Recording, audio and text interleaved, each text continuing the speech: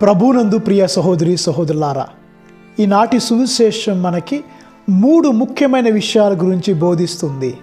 మొట్టమొదటిది ప్రార్థనా జీవితం, రెండవది ఉపవాసం, మూడవది దాన ధర్మాలు.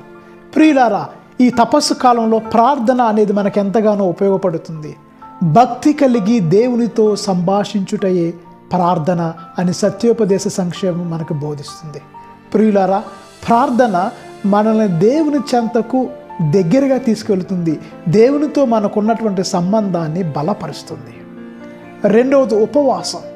ఉపవాసం అంటే వదిలివేయటం. ఏమి వదిలిపెట్టాలి? ఏదైతే మనల్ని దేవునికి దూరం చేస్తుందో దాన్ని మనం వదిలిపెట్టాలి ప్రియులారా. మూడవది దాన ధర్మాలు. అగ్ని మంటని చల్లార్చినట్లుగా దాన ధర్మాలు మన పాపాలని క్షమిస్తాయి. కాబట్టి ఈ 3 విషయాలు మీ జీవితంలో పాటించండి.